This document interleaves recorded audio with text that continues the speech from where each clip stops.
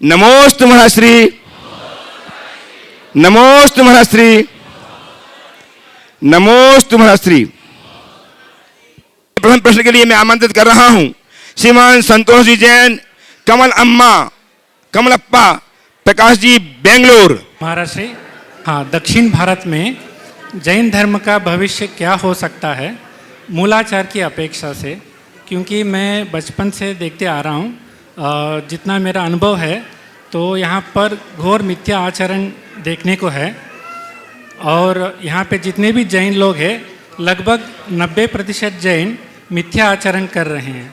और कईयों को अपना शुद्ध पंचमी होगा या अक्षय तृतीया, ये सारे त्यौहार के बारे में जानते नहीं हैं, तो बहुत ही मिथ्यात्व का अंधकार है। देखिए, मुझे दक्षिण भारत का भविष्य बहुत उज्जवल दिखता है। वो इस अर्थ में कि आज दक्षिण भारत में बहुत ज़बरदस्त जागरूकता आ रही है और वहाँ प्रतिमाधारी श्रावक श्रावकाओं की लंबी लाइन लग रही है। हमारे संघ के पूज्य नियम सागर जी महाराज, अक्षय सागर जी महाराज, अन्य महाराजों ने बहुत बड़ी क्रांति खड़ी की है और बहुत अच्छे तादाद में ये परिवर्तन आ रहा है। मुझे ऐसा लगता है कि वहाँ श्रद्धा की कमी नहीं थी, भावना की कमी नहीं थी, कमी केवल ज्ञान की थी, जो आज मिल रहा है और लोगों में वो सब घट रहा है। तो मैं इसे बड़े सकारात्मक रूप से देखता हूँ। ज्ञान की कमी है, ज्ञान बढ़ रहा है, लोग पा रहे हैं और भावनाएं भी बढ़ रही है। तो दक्षिण भरत चक्रवर्ती के 16 सपनों और चंद्रगुप्त मौर्य के 16 सपनों के हिसाब से 16 सपन में यही आता था कि दक्षिण में धर्म रहेगा, तो मुझे लगता है उसकी भूमिका बन रही है, दक्षिण में धर्म रहेगा। नमस्ते महाराज। मयंक जी, सत्यप्रकाश जी जैन, ट्रस्टी गुणायतन, मुंबई, उपस्थित हो। नमोस्तु महाराज जी। भावना योग प्रणेता 108 प्रमाण सागर महाराज जी, नमोस्तु नमोस्तु। सभी क्षुल्लक गण को इच्छामी व सभी भव्य आत्माओं को जय जनेन्द्र। महाराज श्री, मेरा प्रश्न है कि सभी यात्री शाश्वत क्षेत्र शिखर जी से यहाँ की मिट्टी लेकर जाते हैं अपने घरों में, उस मिट्टी का क्या करें? देखो, अब ऐसे ऐसे मिट्टी लेते जाओगे तो आगे क्या होगा समझ गए? मिट्टी लेकर मत जाओ, ऊर्जा लेकर के जाओ, उत्तम यही। नमस्ते महाराज जी, नमस्ते।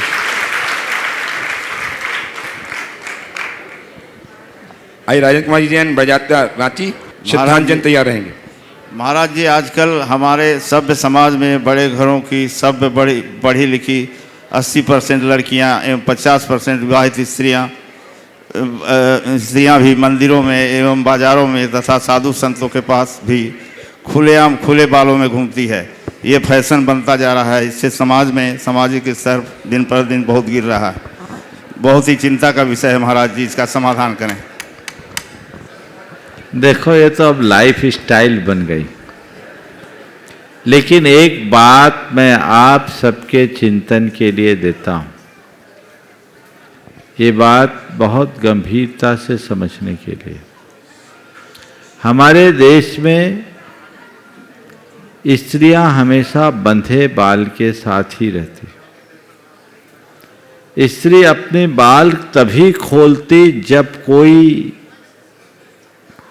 बड़ा संकल्प हो अथवा कोई दूसरी घटना घटे।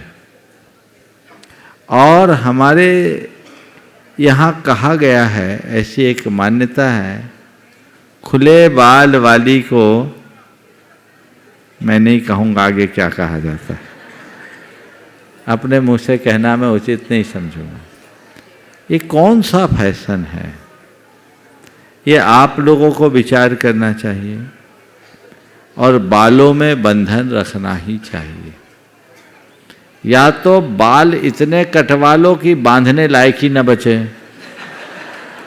तो कोई बाधा नहीं, पर अगर बाल बड़े हैं तो हमारी सांस्कृतिक परंपरा के अनुसार बालों में बंधन होना ही चाहिए। अब आप जानो, आपका काम जाने, मंदिरों में भी यही हाल। बहुत पहले किसी की पंक्ति मैंने पढ़ी थी, उसने लिखा, देवियां मंदिर में पहुंची बाल बिखराए हुए। देवियां मंदिर में पहुंची बाल बिखराए हुए, देवता मंदिर से निकले और पुजारी बन गए।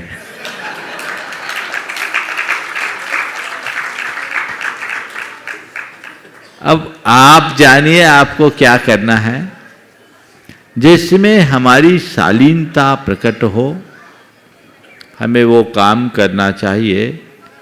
पूरी तरह खुले बाल रखना और भगवान के सामने, देव गुरु शास्त्र के सामने खुला सिर रखना अच्छी बात नहीं। अब तो क्या करें, आंचल ही नहीं बचा। देखिए हमारी भूषा पर क्या प्रभाव पड़ा, ये सब विदेशी कंपनियों की चाल है। पहले एक साड़ी सास भी पहन लेती थी, वही साड़ी बहू भी पहन लेती थी। ये सहजीवन की भावना को प्रोत्साहित करती थी। अब साड़ी तो हट गई, सूट आ गई। और कोविड के बाद तो बहुत ज़्यादा तेजी से मैं देख रहा हूँ, पिछले 3 सालों में सूट आ गई। ठीक है, पुरुषों के अपेक्षा स्त्रियों ने देर तक साड़ी का निर्वाह किया। आपकी धोती तो बहुत पहले गायब हो गई। देखो तो सूट आई, और चाल देखो, सूट में पहले चुन्नी थी, फिर चुन्नी के लिए क्या किया, एक कंधे पर चुन्नी की स्टाइल आई, फिर धीरे से उसको ही गायब कर दिया। और देखिए साड़ी एक दूसरे को शेयर की जा सकती, सूट नहीं, सबकी फिटिंग्स अलग अलग। तो जो हमारी सांस्कृतिक परंपरा है, जिसमें परस्परता, प्रेम, वात्सल्य, स्नेह, सहजीवन की प्रणाली थी, वो सब गौण होते जा रही है। दुष्परिणाम सामने। अब आप तय कीजिए आपको क्या करना है, क्या नहीं करना है, क्या पहनना है या नहीं पहनना। हम तो कुछ नहीं पहनते। रास्ता आपका है, आपको तय करना है। चलिए। उपस्थित हों 10 वर्षीय बालक सिद्धांत जैन भोपाल से। महाराज जी के चरणों में कोटि कोटि नमोस्तु नमोस्तु नमोस्तु इच्छामि महाराज जी। महाराज जी मेरा ये प्रश्न, मेरी शंका है कि संसार तो अनंत है, मतलब इसका कोई अंत नहीं है, ये तो समझ में आता है। पर ये संसार अनादि है, मतलब ये कभी शुरू नहीं हुआ, ये कैसे हो सकता है? मतलब कभी कभी तो ये शुरू हुआ होगा ना। चलो हम मान लिए कभी शुरू हुआ होगा, तो कहाँ से शुरू हुआ, क्यों शुरू हुआ, किसने शुरू किया? जिसने शुरू किया उसको किसने शुरू किया? उसको किसी ने शुरू किया तो उसको किसने शुरू किया? उसके आगे है तो उसको किसने शुरू किया? आए झमेले में पड़ते हो। इसलिए मान लो संसार अनादि। समझ गए? उपस्थित हो सुचिता जी, सुमिति मोदी नागपुर से। नमोस्तु महाराज श्री जी। महाराज श्री जी, जब हम पूजन और अर्चन करते हैं तब हम भावना भाते हैं कि हमारी क्षुधा का नाश हो, हमारी क्षुधा का कम हो। और यदि हमारी भूख थोड़ी भी कम हो जाती है तो हम शाम को डॉक्टर के पास पहुंच जाते हैं कि हमको भूख कम लग रही है। ऐसा ही निद्रा के साथ है। हमारे गुरुदेव तो इतनी कम निद्रा के साथ भी इतने स्वस्थ रहते हैं, और हमारी 5 घंटे की भी निद्रा में थोड़ी भी कमी होती है तो हम तुरंत डॉक्टर के पास पहुंच जाते हैं कि हमको निद्रा में कमी हो रही है। तो महाराज जी, हमारा प्रश्न यह है कि क्षुधा और निद्रा का कम होना हमारे संयम मार्ग पर पुण्य है या रोग है?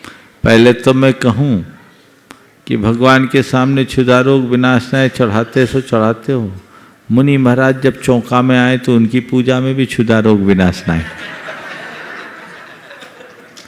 हमें हंसी आती कि क्षुधा निवृत्ति के लिए हम आए और आप बोल क्या रहे? बोलो। दरअसल इसके अर्थ को समझिए। हम पुंज इसलिए नहीं चढ़ा रहे कि क्षुधा रोग विनाशनाय, क्षुधा रोग विनाशनाय हम इसलिए नहीं बोल रहे कि हमारे क्षुधा के रोग का विनाश हो जाए। इसका मौलिक अर्थ है जिनकी क्षुधा रोग की निवृत्ति हो गई, जो भूख प्यास से ऊपर उठ गए, ऐसे वीतराग भगवान को हम नमस्कार कर रहे हैं। समझ गए? और उसके साथ भावना भाएं कि हे भगवान, मेरे भी क्षुधा की निवृत्ति हो जाए, जिससे मैं इस भव सागर से शीघ्र पार हो सकूं। समझ गए? ये भावना भाई जा सकती है, ऐसी भावना भानी चाहिए। आपने बोला भूख और नींद पर विजय कैसे पाई जा सकती? अभ्यास के बल पर, थोड़ा थोड़ा करके। एक त्यागी, एक साधु के लिए ये कहा गया है, अभ्यास करके भूख प्यास पर विजय पाओ। समझ गए? तो हम थोड़ा थोड़ा अभ्यास करें तो इनको रिड्यूस कर सकते हैं अभ्यास पर। कुलदीप जी, जिला न्यायाधीश नीमच अपने परिवार के साथ आपकी करतल ध्वनि इनका सम्मान करें और तैयार रहें। हेलो। श्रीमान वरुण जी, प्रियंका जी, मुनीश पुरदेव जैन, ट्रस्टी आयतन मुंबई। त्रिवार नमोस्तु गुरुदेव, सभी इच्छामी गुरुदेव। ओम। मैं आज इस सभा में उपस्थित हुआ। आज जो कुछ हूँ आचार्य विद्यासागर जी महाराज के आशीर्वाद से इस पद पर हूँ। महाराज जी, आपने शंका समाधान के साथ साथ भावना योग के माध्यम से जो समाज में अलग जगाई है, जिसके माध्यम से कई परिवारों को सद्बुद्धि, भावना योग के माध्यम से कई परिवारों को सद्बुद्धि और जीवन जीने की दिशा मिली है। फिर से बोलिए। महाराज जी, आपने शंका समाधान और उसके बाद ये भावना योग के माध्यम से जो अलग जगाई है, उससे कई परिवारों को सद्बुद्धि और जीवन जीने की कला प्राप्त हुई है। मेरा प्रश्न, चूँकि मैं एक न्यायाधीश हूँ और रोज़ाना जिस प्रकार के मामले आते हैं उसमें मैं बहुतायत से देख रहा हूँ कि हमारे विशेषकर जैन परिवारों के जो नवविवाहित युगल हैं और वो विभिन्न साइडों के माध्यम से शादी कर रहे हैं, और मेरे सामने देख रहा हूँ मैं कि 10 से 15 दिन या 1 महीने बाद ही डाइवोर्स की मामले आ रहे हैं। तो ये बड़ी चिंता का विषय है, और इस महाराज जी आपके आशीर्वाद के माध्यम से मैं एक समाज को दिशा मिले कि क्या होना चाहिए, क्योंकि बड़ा एकदम व्यथित होता है कि भाई बहुत सुंदर। पहले तो मैं चाहूंगा जोरदार करतल ध्वनि से कुलदीप जी का अभिनंदन कीजिए। न्यायिक सेवा में आज ये जिला एवं सत्र न्यायाधीश के पद पर आसीन है, और मुझे उम्मीद है बहुत जल्दी ये उच्च न्यायालय और उससे ऊपर तक पहुंचेंगे। इनका भी सेवा काल। बिल्कुल बिल्कुल। और एक ये न्यायाधीश बाद में है, एक अच्छे श्रावक पहले हैं, और मैं उनके इस रूप का बहुत बहुत अनुमोदन करता हूँ। आपने जो सवाल उठाया ये बहुत गंभीर है। तलाक भारतीय संस्कृति का कलंक है, पर आजकल आए दिन ऐसे केस हो रहे। और आपने जो बात कही अपने अनुभव से बिल्कुल सही कही कि जितने भी विवाह शादी की साइट्स हैं, उन साइट्स के माध्यम से शादियां आजकल होने लगी, या दलालों के मार्फत शादियां होने लगी, और ऐसी शादियां अब कम टिकाऊ हो रही। 2016 में दिल्ली के एक पॉश कॉलोनी का एक प्रकरण मेरे पास आया था। कहा 10 शादियां हुई, और कोई शादी छोटी मोटी शादी नहीं, करोड़ों की, मैं फिगर नहीं बोल रहा हूँ, उतने की शादियां हुई, और 10 में से 7 में डिवोर्स हो गया। दलालों का काम दोनों साइड से अपना परसेंटेज लेने का है, बाकी आपसे कोई लेना देना नहीं। तो ये समस्या बड़ी भयानक है, जड़ में जाना चाहिए। मैं समझता हूँ शायद आप इस बात पर और प्रकाश डाल सकोगे और मैं आपके मुख से कुछ कहलवाना भी चाहूँगा। इसकी जड़ पारस्परिक संपर्क और संसर्ग का अभाव है। पहले विवाह संबंध आदि आपस में ही हो जाते थे, लोगों का एक दूसरे से परिचय संपर्क इतना प्रगाढ़ रहता था कि लोग एक दूसरे के बच्चों के लिए पहले से ही खबर दे दिया करते थे कि चलो भाई तुम्हारे लिए ये संबंध, और ये सब जान समझ करके संबंध होते थे। और सामाजिक दबाव भी इतना रहता था कि कोई 19-20 हो जाए तो भी उनका काम अच्छे से बन जाता था। तो इस समस्या से बचने के लिए हमें वो आपसी संबंधों को विकसित करना होगा। पर इसमें दिक्कत यह है कि पहले बड़े परिवार होते थे और बच्चे माँ बाप के पास पढ़ते थे। अब परिवार छोटे हैं, बच्चे बाहर पढ़ते हैं। हकीकत यह है कि बच्चों की वास्तविकता का माँ बाप को भी पता नहीं रहता, दूसरों को क्या पता होगा। जो आज जिस तरह की पढ़ाई लिखाई की प्रवृत्तियाँ हैं और बाहर बच्चे पढ़ते हैं, माँ बाप को अपने बच्चों की निजी जानकारियाँ बहुत कम होती। तो ये एक बड़ी समस्या का रूप लेती है, समस्या बनती है, जिससे इस तरह की दुविधाएं आती। हमें चाहिए कि हम बच्चों को कहीं भी पढ़ाएं, पर बच्चों से उनके निजी जीवन की बात आप शेयर कर सके, बच्चे आपके सामने अपना अंतरंग खोल सके, ये व्यवस्थाएं होनी चाहिए। और पढ़ाई लिखाई भी इस तरीके से करनी चाहिए कि इस प्रकार की समस्याओं से बचा जा सके। मुझे एक कारण ये भी दिखता है, ज़रूरत से ज़्यादा पढ़ाई होना और एक उम्र पार करने के बाद विवाह होना। हमारे शास्त्रों के अनुसार विवाह कन्या से होता है, आजकल युवती से होने लगा।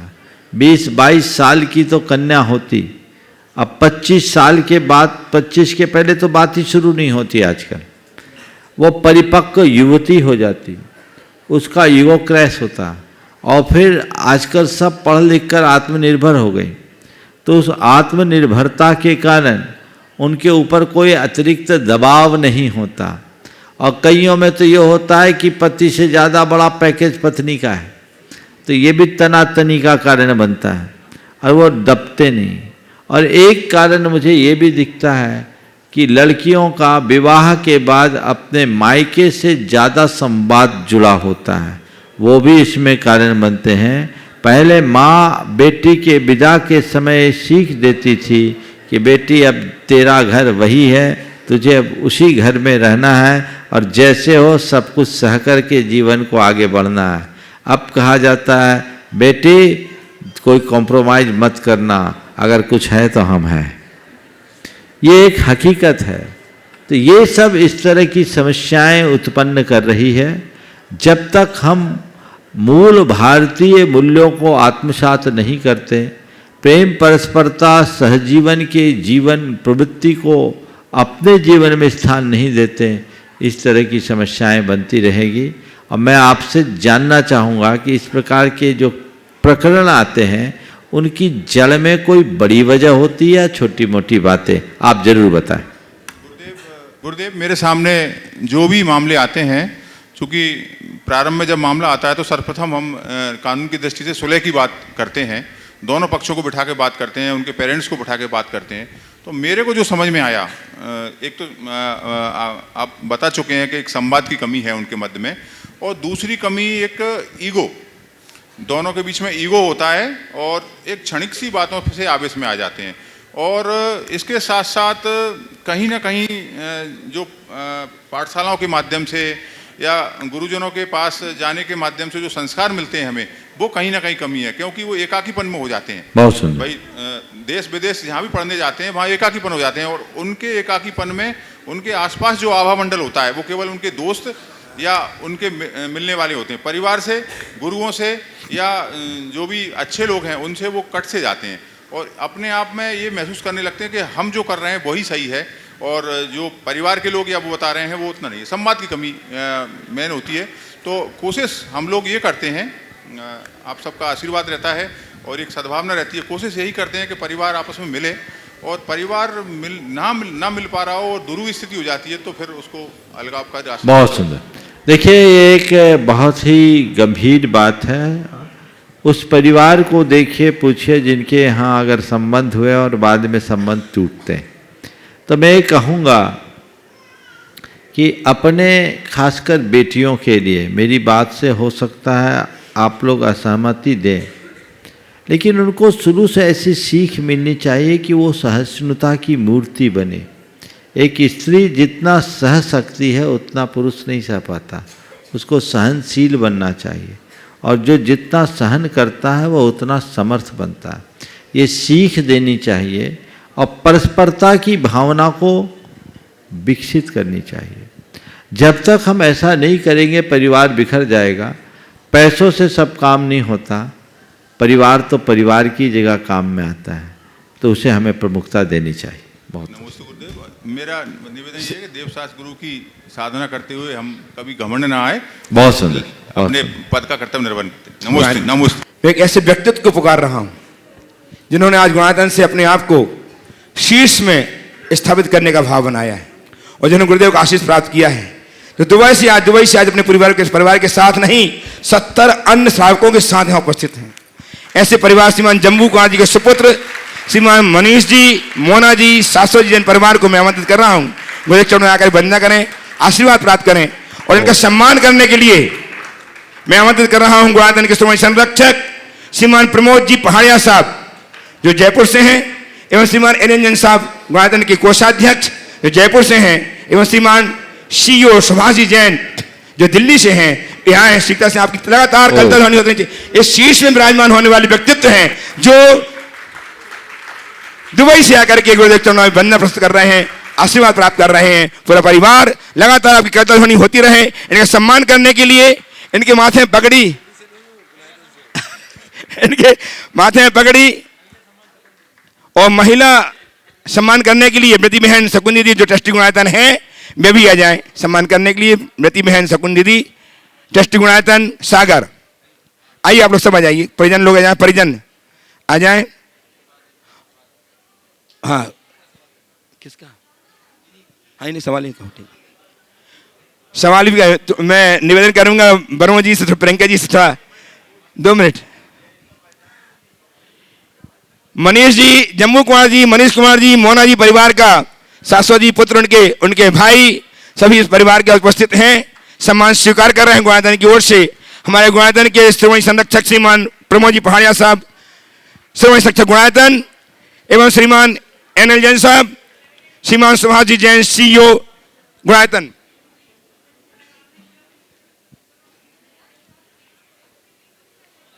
आपकी तालियां लगातार बजती रहें। ऐसे व्यक्तित्व को हम निहार रहे हैं जो गुणायतन के शीर्ष पर विराजमान होने के लिए दुबई से चल करके यहाँ आए हैं और जिन्होंने अपने आप जीवन को धन्य किया है। साथ ही मैं निवेदन करूंगा मनीष जी से, जम्बू कुमार जी, मनीष जी से, मोना जी से, वे अपना प्रश्न भी प्रस्तुत करके समाधान प्राप्त करेंगी। मोना जी जिनकी बहुत सारी जिज्ञासाएं हैं, दुबई से चल करके जिज्ञासाएं लेकर के आई हैं, ऐसी मोना जी प्रश्न प्रस्तुत करके समाधान नहीं पाएंगी। आप हम सब उनका सम्मान करके हर्षित हो रहे हैं।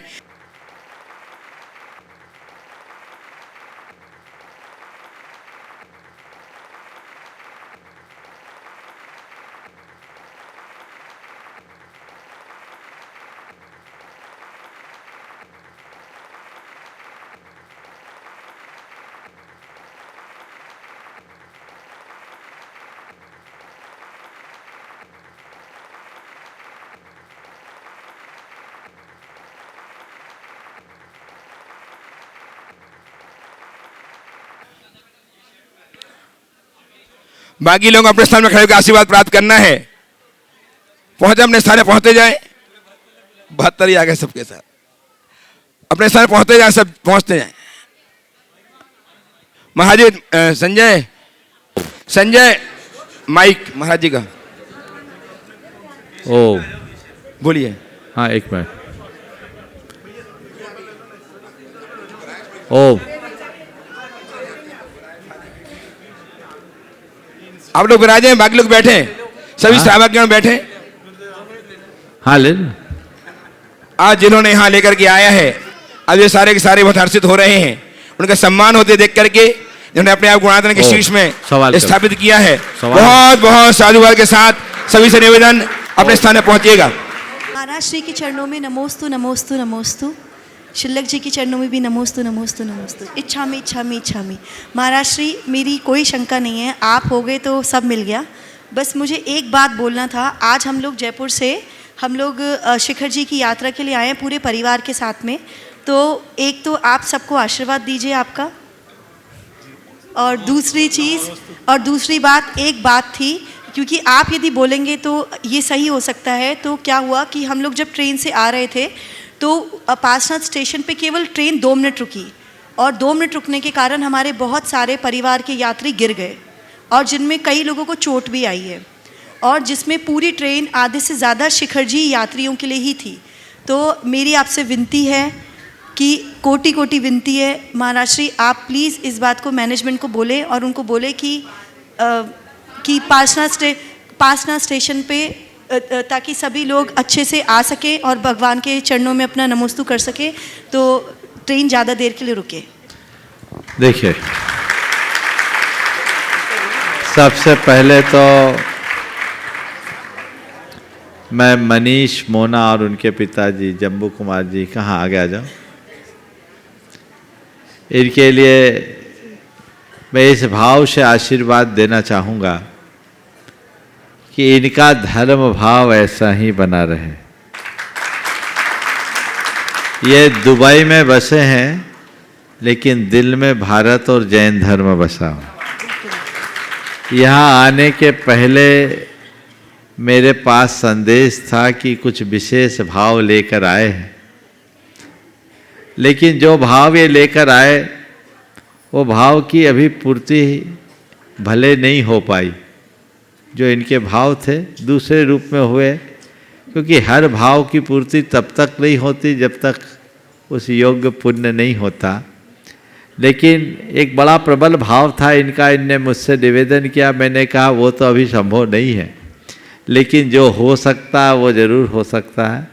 और आज इनके भावों को देखते हुए जो भाव इन्होंने समर्पित किया, आज से इन्हें गुणायतन का मार्गदर्शक घोषित किया जा रहा है, और ये दुबई में रहकर अपने गुणायतन के मार्गदर्शक के रूप में अपना काम करेंगे।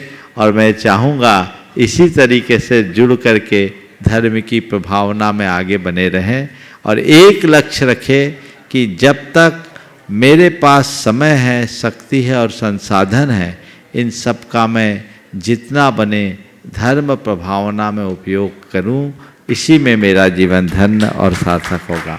इसलिए एक बार आप लोग जोरदार करतल ध्वनि से इनका अभिनंदन कर दीजिए। ये इस परिवार का, इस दंपति का समर्पण, श्रद्धा और त्याग का उदाहरण है। ऐसी ही प्रेरणा और लोगों से भी, और लोगों को भी लेना चाहिए। आपने जो भाव प्रकट किया, निश्चित ऐसे मुझे जो जानकारी है कि जब तक आखिरी यात्री न उतर जाए तब तक ट्रेन नहीं चल सकती, ऐसा कोई नियम है, ऐसा नियम है। इसलिए हम लोगों को यात्रियों से ये कहना है कि बिल्कुल हड़बड़ी ना करें, आराम से उतरे, और अगर कहीं होता है तो चेन पुल कर दे। हड़बड़ी करने से गड़बड़ होता है कि 2 मिनट का स्टॉपेज है, हड़बड़ी करें। पर इसके साथ एक दूसरी पहल करनी चाहिए। रेल मंत्रालय को, सभी को ये लिखना चाहिए। मेरे ख्याल से रेल मंत्री पीयूष गोयल है, अभी कौन है? पीयूष गोयल हैं, हाँ, अश्विनी वैश्य, चलिए जो भी हो, रेल मंत्रालय को आप लोग लिखिए, पूरे देश के लोग एक संदेश दें। उनके पास ये रिपोर्ट तो होगी ही, और मैं भी अपने संपर्क में जो रेल विभाग से जुड़े लोग हैं उन तक ये बात पहुंचाना चाहूँगा इस मंच के माध्यम से कि इस पे कार्रवाई हो। और चूँकि यात्री इतनी ज़्यादा संख्या में पारसनाथ स्टेशन पे उतरते हैं, पूरी की पूरी ट्रेनें खाली हो जाती है, तो जितने यात्री हैं उसके हिसाब से ठहराव और उतना ही समय चढ़ाव का होना चाहिए। अगर आप लोग जागरूक होंगे और समय समय पर मेल करते रहेंगे या विभाग से संपर्क करेंगे, जरूर परिणाम आएंगे। पुनः सभी को आशीर्वाद। मनीष जी, हाँ, हाँ। गुरुदेव, नमोस्तु गुरुदेव। गुरुदेव, दुबई से जैसा आपने बताया, मैं एक और आपसे आशीर्वाद चाहूँगा। अभी दुबई में मंदिर नहीं है और हम पूरा समाज पूरी कोशिश में लगे हैं कि हमें अप्रूवल मिले और मंदिर बने। मैं इस मंच के माध्यम से आपका आशीर्वाद चाहूँगा कि ये जरूर संभव हो, जल्दी ही संभव हो, और उसमें हम भी बिल्कुल बिल्कुल बिल्कुल, जिस दिन ये अप्रूवल हो सबसे बड़ी प्रसन्नता का विषय होगा। यद्यपि अभी 2 चैत्यालय दुबई में हैं, लेकिन अब तो मंदिर की परंपरा शुरू हो गई है। अगर और मंदिर बन सकते हैं तो जैन मंदिर भी बनना चाहिए और ये प्रयास करना चाहिए। और कभी होगा दुबई में मंदिर बनेगा तो मुझे मालूम है भारत के लोग भी पीछे नहीं रहेंगे, तन मन धन से आपका सहयोग होगा। बहुत नमस्ते गुरु। आइए श्रीमान वरुण जी प्रियंका जी जैन अपने पुत्र पुरु एवं मुनीष के साथ। नमोस्तु महाराज श्री स्वामी महाराज जी। बोलो। नमन करता हूँ गुरुदेव को अपना शीश झुकाकर, धन्य हो गया मेरा जीवन गुरु के दर्शन पाकर। नमोस्तु महाराज श्री, नमोस्तु महाराज श्री, नमोस्तु महाराज श्री। मेरा प्रश्न है कि कभी कभी मैं कर्म को सुनकर बहुत डर जाता हूँ, तो मैं अच्छे काम कैसे करूँ? बहुत सुंदर। पहले एक बार इस पूरे परिवार का अभिनंदन कर दें। मुंबई का बड़ा संस्कारित परिवार, पूरा का पूरा परिवार नियमित पाठशाला, स्वाध्याय और अन्य चीज़ों से जुड़ा हुआ है।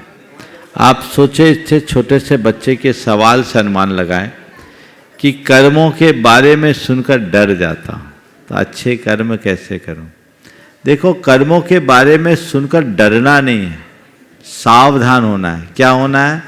सावधान होना। कर्म का फेर उनके साथ होता है जो गलत काम करते हैं। हम अच्छा काम करेंगे तो हमें कोई दिक्कत नहीं होगी, इसलिए कर्मों को सुनकर डरो नहीं, सावधान हो। वीरेन जी, हर्ष जी काला गया, विक्रम जी परिवार यूएसए से उपस्थित हो। नमोस्तु महाराज जी। महाराज, हम लोग हमेशा बचपन से सुनते हैं कि जैसा खाओ अन्न वैसा होवे मन, और मैं इस बात को पूरी तरह मानता भी हूँ।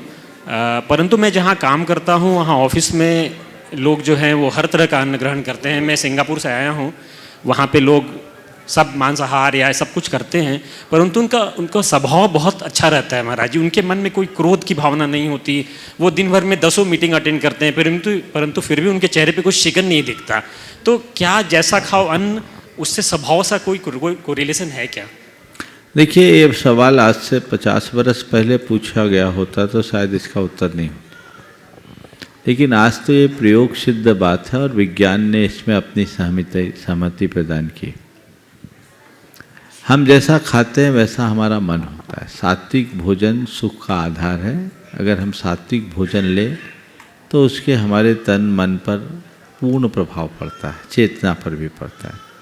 और अगर कोई व्यक्ति अभक्ष भक्षण करता है, सात्विक भोजन लेता है, तो उसका दुष्प्रभाव भी उस पर होता है।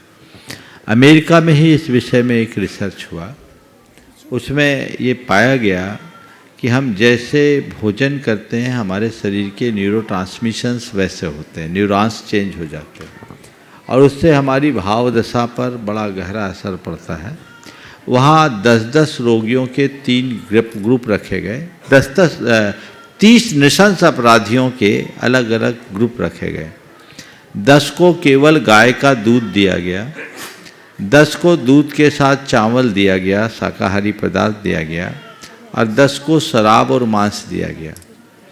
उनमें से जिनको दूध दिया गया वो 6 महीने में अपराध बोध करने लगे, उन्हें अपने अपराध की स्वीकृति का भाव आने लगा। जिनको सात्विक भोजन दिया गया, चावल आदि दिया गया, उनको 1 साल बाद अपराध बोध हुआ, और जिनको पूर्ववत मांसाहार और शराब परोसा गया उनकी आपराधिक प्रवृत्ति और अधिक बढ़ गई। एक लंबे निष्कर्ष के बाद कई यूनिवर्सिटीज़ में ये प्रयोग हुए और ये बात स्थापित हुई कि हमारे भोजन से हमारा मन, हमारा तन, हमारा शारीरिक, मानसिक और चैतसिक स्वास्थ्य जुड़ा हुआ है।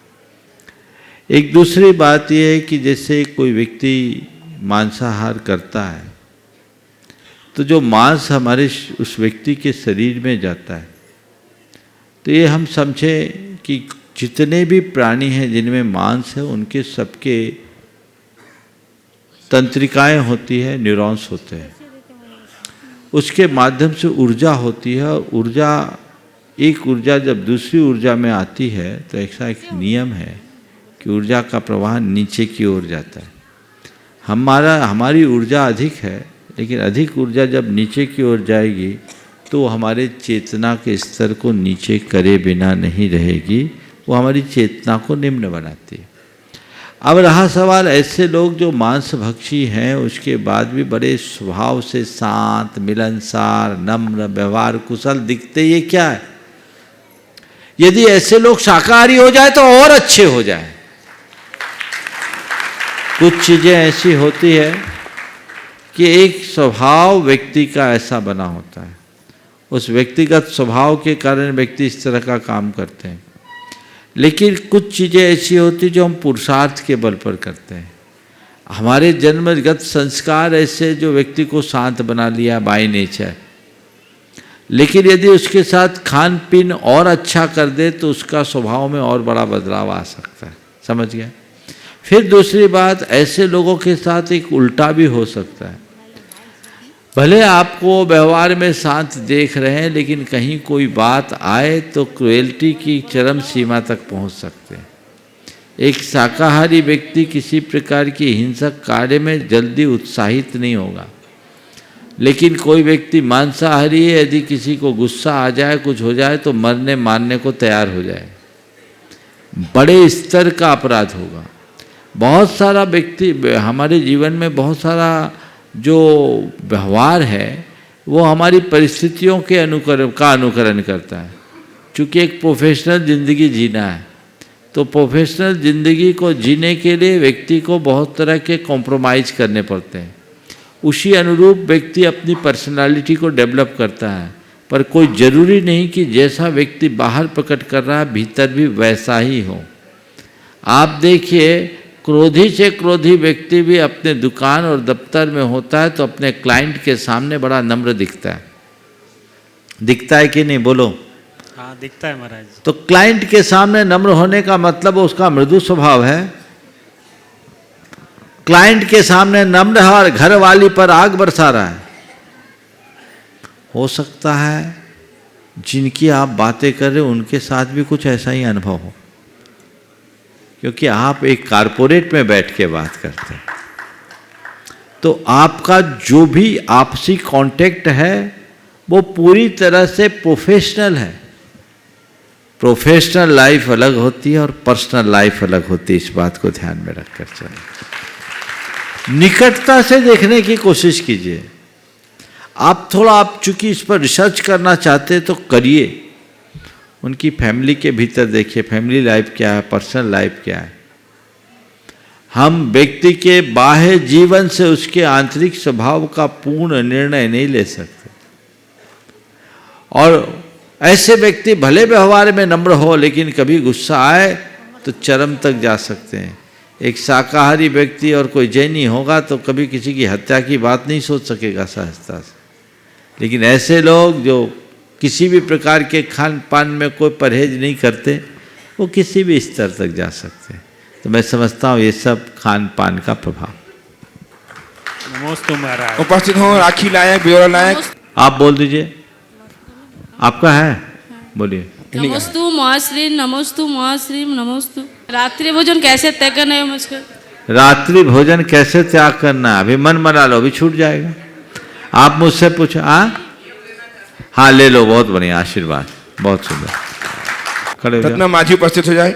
महाराज श्री के चरणों में मेरा कोटि कोटि नमस्तु नमस्तु नमस्तु। महाराज श्री, मेरा सवाल ये था कि हमें दर्शन पाठ में जो अंकित भैया ने पढ़ाया था उसमें बताया गया था कि हमारे हाथ से हम जब जल लेते हैं तो वो जल्दी से निकल जाता है हाथ से, और हम जब जिनेंद्र भगवान की दर्शन करते हैं तो हमारे जीवन में जो पाप हैं वो भी जल्द से निकल जाते हैं। तो महाराज जी, मैं पूछना चाहता हूँ कि हम जब जिनेंद्र भगवान की दर्शन करें तो हम अपने मन में क्या भाव जगाए कि हमारे जो पाप हैं वो जल्द से जल्द विनष्ट हो जाए? बहुत सुंदर सवाल। ये बात बिल्कुल सही है कि भगवान के दर्शन से हमारे पाप झड़ते। ठीक वैसे ही झड़ते हैं जैसे अंजलि में रखा हुआ जल धीरे धीरे झड़ जाता है। क्यों झड़ते हैं, पहला तो मैं इसका उत्तर देना चाहूँगा कि भगवान के दर्शन से, भगवान की पूजा से, भगवान की वंदना से कर्म क्यों झड़ते हैं। तो कर्म झड़ने की बात बाद में करूँगा, पहले मैं कर्म बंधने की बात करता हूँ। अब कर्म बंधते क्यों हैं, तो कर्म बंधते हैं हमारे भावों से। किससे बंधते हैं, हमारे मन में अशुभ भाव आते हैं, अशुभ भाव आते ही कर्म हमसे जुड़ जाते हैं, जैसे चुंबक की तरफ लोहे खिंच जाता है। तो अशुभ भाव से कर्म आते हैं, ठीक है, भाव से आए। दर्शन करते हैं तो हमारे भाव होते हैं, भाव होते हैं कि नहीं होते हैं, कौन से भाव होते हैं, अच्छे भाव होते हैं, शुभ भाव होते हैं। तो अशुभ भाव से कर्म आते हैं तो अच्छे भाव से हमारी चेतना में ऐसी हलचल होती है कि कर्म झड़ जाने को बाध्य हो जाते हैं, कर्म झड़ जाते हैं। भावों के परिवर्तन से कर्मों में हलन चलन आती है और भाव अच्छे होते तो कर्म झड़ता है। इसका एक विज्ञान है। क्या है विज्ञान, जब हमारे भाव अच्छे होते हैं तो हमारे शरीर के जो ग्रंथियां हैं उन ग्रंथियों का सिक्रेशन बदल जाता है। हमारे अंदर अल्फा तरंगे उत्पन्न होने लगती जो एक प्रकार के अहोभाव को प्रकट करती। तो शरीर के रसायन जब बदलते हैं तो कर्मों का रसायन बदल जाता है और कर्म झड़ने लगते हैं। तो भगवान के दर्शन, गुरु की वंदना या कोई भी पवित्र कार्य करते समय हमारे हृदय में जो विशुद्धि होती है उससे कर्म झड़ते हैं। समझ गए, भाव से झड़ते हैं। तुमने बहुत अच्छा सवाल किया कि भगवान के दर्शन करते समय हम ऐसा कौन सा भाव रखें कि हमारे कर्म झड़ जाए। पहले तो मैं शास्त्रों की बात करूंगा कि भगवान के दर्शन से ऐसे कर्म भी झड़ जाते हैं जिनको साधारणतया नष्ट नहीं किया जा सकता। शास्त्र की भाषा में निधत्ति और निकाचित कर्म भी झड़ जाते हैं। दर्शन, वंदन, पूजन, नमन हमारे कर्म के झड़ने में, कर्म की निर्जरा में सातिशय निमित्त है, बहुत बड़ा निमित्त है। इसलिए भगवान के दर्शन करो। अब सवाल है कैसे करो, भगवान के चरणों में जाओ, सिर झुका के चले आओ, इसका नाम दर्शन नहीं है।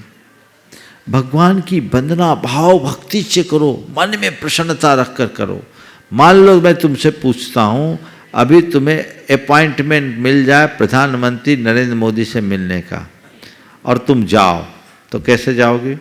धड़ल्ले से उनके चैम्बर में घुस जाओगे? क्या करोगे? पहले भाव बनाओगे। घुसने के पहले ही मन में उमंग होगी, अरे मैं कितना भाग्यशाली हूँ कि मुझे प्राइम मिनिस्टर, भारत के प्रधानमंत्री से मिलने का मौका आ रहा है। मन में प्रसन्नता आएगी ना। और फिर वहाँ जब जाकर के अपने उद्गार प्रकट करोगे वो वैसे ही होंगे, भाव वैसे होंगे, गदगद हो जाएगा। ऐसे ही जब मंदिर जाने को हो तो ये सोचो कि मैं इस धरती के सबसे भाग्यशाली लोगों में हूँ, मुझे त्रिलोकीनाथ भगवान के दर्शन करने का सौभाग्य मिल रहा है। 3 लोक के नाथ का दर्शन करने जा रहा हूं। इनसे बड़ी सत्ता किसी की कोई है ही नहीं। बस इतना सा भाव मन में ले आओ और ये सोचो कि ये भगवान मेरे तारनहार हैं, इनकी शरण में आ गया तो तर गया, ऐसा सोच लो तो फिर हमको कुछ करने की जरूरत नहीं होगी। समझ गए? तो भगवान को भगवान मानो, उसे मूर्ति के रूप में मत देखो, त्रिलोकीनाथ की भांति देखो, तो आपका दर्शन का पूरा लाभ प्रकट हो जाएगा। ठीक है। उपस्थित हमारे श्रीमती संरक्षक श्रीमान प्रमोद जी पहाड़िया साहब जयपुर से अपने साथियों के साथ। महाराज श्री के चरणों में नमन वंदन, समस्त मुनि संघ के चरणों में नमन वंदन। महाराज श्री, मेरी शंका यह है कि जयपुर सांगानेर स्थित संस्कृत कॉलेज के अंदर 2 तरह के बच्चे पढ़ते हैं, एक श्रवण संस्कृति वाले, एक टोडरमल स्मारक वाले। दोनों के सब्जेक्ट सेम ही है, 5 साल वहाँ रह के पढ़ाई करते हैं, वही समय सार, वही आलाप पद्धति, ये सब कुछ वो सेम सब्जेक्ट वो पढ़ते हैं, लेकिन दोनों के विचारों में बहुत अंतर है। एक मुनि महाराजों को बहुत मानते हैं और एक बिल्कुल भी नहीं मानते हैं। यहाँ तक कि श्रवण संस्कृति वाले बच्चे तो जब भी कोई अपना कार्य चाहे छोटा कार्य करो तो मुनि महाराज की जय बोल के करते हैं, और वो वाले बच्चे नमोस्तु भी नहीं करते हैं। एक इस तरह का किस्सा आपके टाइम का भी प्रचलित है कि 2014 में जब आपका वहाँ चतुर्वास चल रहा था, तो आप जब वहाँ पधारे थे संस्थान में, तो उन बच्चों ने आपको, आप जैसे गुरु को भी नमोस्तु नहीं किया। तो महाराज जी जब दोनों दिगंबर जैनी कहलाते हैं, तो दोनों में इतना अंतर क्यों? और इतना अंतर है तो मतलब ये वो भी दिगंबर जैनी है, हम भी दिगंबर जैनी है, श्रमण संस्कृति वाले भी, तो विचारों में इतना भिन्नता क्यों है? देखिए, इसी का नाम है पट्टी। मैं तो एक ही बात जानता हूँ, बच्चा जिस माँ का दूध पिएगा उसके संस्कार वैसे ही आएंगे। उनको पट्टी उल्टी पढ़ाई जाती है। ये पंथ अलग है, परंपरा अलग है, और उसी कारण तो वो पंथ बना है। तो जब व्यक्ति पंथाग्रही हो जाता है तो उसकी आंख में पहले से एक चश्मा लग जाता है, वो चीज़ों को उसी तरीके से देखता है, और जब वो चीज़ें एक बार बैठ गई तो उतरती नहीं। इसलिए मैं हमेशा कहता हूँ, व्यक्ति को पथ देखना चाहिए, पंथ नहीं। पंथ व्यामोह व्यक्ति को संसार में अटका कर रखता है। भगवान से भावना भाव कि सबका पंथ व्यामोह छूटे और आस्था प्रशस्त हो। उपस्थित हों प्रामाणिक समूह को बखूबी रिप्रेजेंट कर रही श्रीमती प्रीति जी अनुरागी संघ जबलपुर से, हैदराबाद से एक प्रस्तुति के साथ अपनी अनाउंसमेंट करेंगी। नमोस्तु महाराज जी। उपस्थित सभी सभाजनों को सादर जय जिनेन्द्र। मैं आज यहाँ प्रामाणिक समूह को रिप्रेजेंट कर रही हूँ और एक महत्वपूर्ण घोषणा करने जा रही हूँ। उससे पहले मैं प्रामाणिक समूह का एक ब्रीफ परिचय देना चाहूँगी। हमारा ये एक ऐसा परिवार है जिसमें विश्व भर के IT प्रोफेशनल्स, कॉर्पोरेट्स, डॉक्टर्स इसमें अपनी स्वेच्छा से एक ग्रुप बना रखा है, और महाराज जी की प्रेरणा से हम लोग बहुत सारे टेक्निकल प्रोजेक्ट्स पे काम करते हैं, धर्म प्रभावना के प्रोजेक्ट्स में काम करते हैं। आज इस मंच से गुरुवर के आशीष से हम लोग गुरुवर की मंगल भावना जो कि सबको उपलब्ध है और जिस सबने उसके इफ़ेक्ट्स बहुत अपनी लाइफ में देखे हैं, हम चाहते हैं कि हम उसको रीजनल लैंग्वेजेस में ट्रांसलेट करें जिससे लोग अपने भावों को बखूबी उनके साथ जोड़ पाएँ। कल हमने इस मंच से बांग्ला में वो लॉन्च किया था, आज हम मराठी भाषा में उसका लॉन्च करने जा रहे हैं। और ये बहुत चुनौतीपूर्ण कार्य है कि महाराज जी की जो भावना है, जो मंगल भावना है, वो उसी भाव से हर लैंग्वेज में प्रेषित हो सके। तो मैं चाहूँगी आपको एक झलक देना कि इसमें किन किन लोगों ने अपना सहयोग दिया है, तो आपको पता चलेगा कि हमारा ये परिवार जो है विश्वव्यापी है। इसमें मंगल भावना का सुंदर अनुवाद किया है डॉक्टर शरयूत शरद शाह जी मुंबई ने, संगीतबद्ध किया है अरविंद जैन मुखेडकर जी मुंबई ने, स्वरबद्ध किया है व्रती डॉक्टर मोनिका सुहास शाह जी मुंबई ने। पूरी मंगल भावना का कार्य जो बहुत डिटेल ओरिएंटेड था और इसमें अपना भरपूर सहयोग दिया है सरिता जी जिंतूरकर, अंजलि जी शाह चिंचवड़, साधना जी पाटिल मिराज, रोहित मेहता USA, प्रियंका मेहता पुणे, पूजा परतवार पुणे। मराठी अनुवाद का संयोजन रहा नीति जी जैन पुणे का, और प्रामाणिक समूह से इस चुनौतीपूर्ण कार्य का नेतृत्व किया है राजेश जी जैन पुणे व सुकृति जी जैन दिल्ली ने।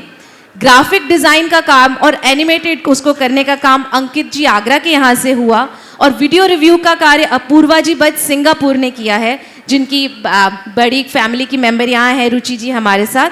नीति जी पुणे उन्होंने योगदान दिया, और पूरा नेतृत्व किया है अंकिता जी जैन मिशिगन ने। आइए देखें इस मराठी मंगल भावना की एक झलक। धन्यवाद।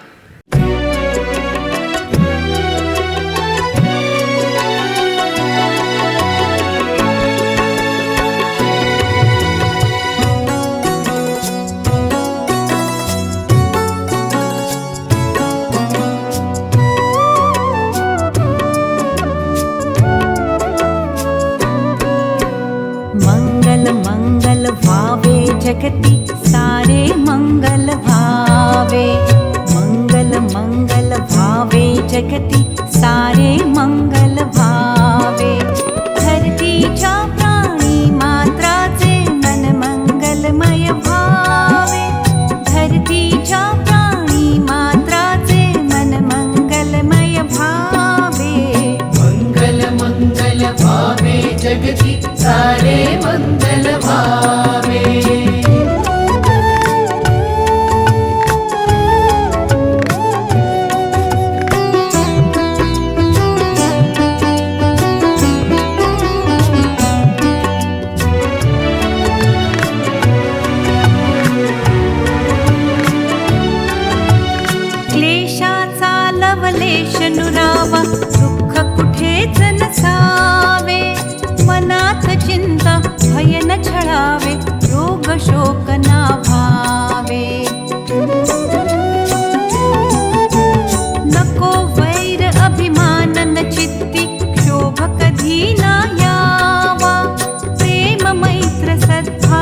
शपथ है मन मंगलमय भावे।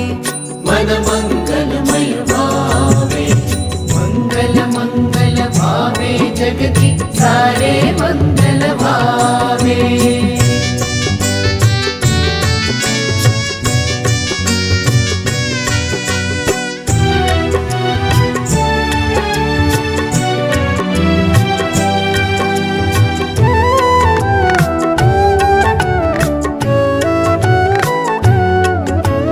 क्रोधमनीचा विरून जावा अंतर उज्ज्वल भावे। राग द्वेष मोह सारुनी आत्म निर्मल भावे। प्रभुचे मंगल गीत म्हणावे पापाचा क्षय व्हावा। जगातील प्रत्येक जीवाचे प्रतिदिन मंगल भावे। प्रतिदिन मंगल भावे, मंगल मंगल भावे, जगति सारे मंगल भावे।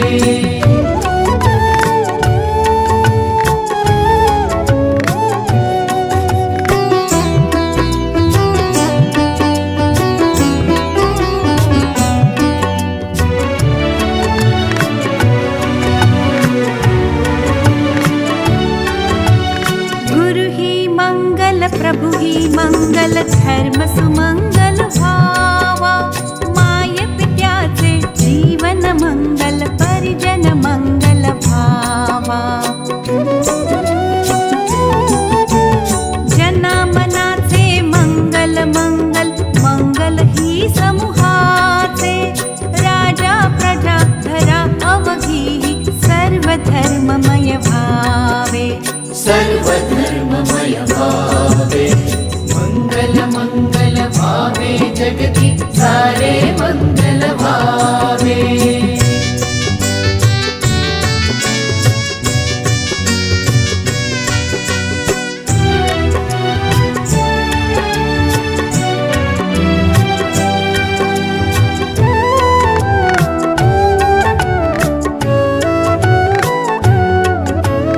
उषःकाल ही मंगल अमुचा रात्र सुमंगल भावी।